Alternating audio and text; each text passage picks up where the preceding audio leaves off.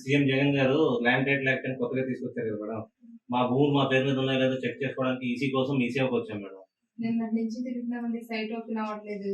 ఈ డాక్యుమెంట్స్ పట్టుకుని ఇక్కడైనా మీ సేవలను ఆ ఉద్యమాలు వచ్చామండి. ఇదంతా మా కర్మ. మాది 3 రోజులు తిరుగుతున్నాం, 2 రోజులు తిరుగుతున్నాం, అవ్వట్లేదు.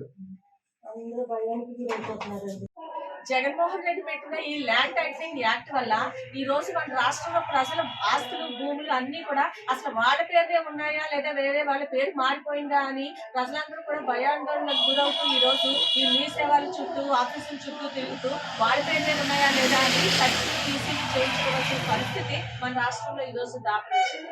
ఈ జగన్మోహన్ రెడ్డి పెట్టిన ఈ ల్యాండ్ టైటిలింగ్ యాక్ట్ లో ఏంటంటే మన భూమి, మన ఇల్లు కానీ, మన భూమి కానీ, ఆస్తి కానీ మనకి తెలియకుండానే రిజిస్ట్రేషన్ చేసుకునే అవకాశం ఉంది ఇందులో.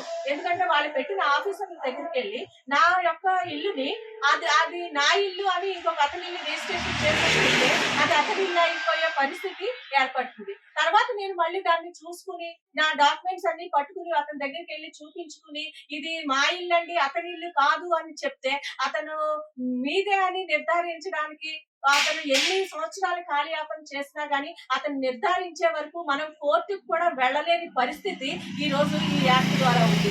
అతను 3 సంవత్సరాలు తిప్పుతాడా మనల్ని, మీ ఇల్లే అది అని చెప్పడానికి 4 సంవత్సరాలు తిప్పుతాడా అని ఈ జగన్మోహన్ రెడ్డి పెట్టినటువంటి ఈ ఆఫీసర్ల చేతిలో ఉంటుంది అనమాట.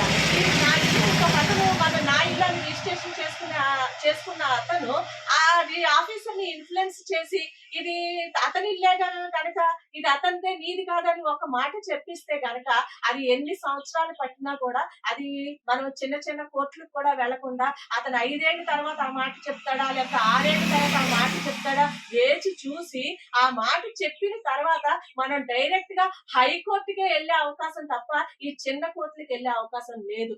ఎంత దుర్మార్గమైన పరిస్థితి, ఎంత దుస్థితి ఈ రోజు ఈ యాక్ట్ వల్ల మనకందరికీ కూడా ఈ యాక్ట్ వల్ల ఈ పరిస్థితి ఏర్పడింది.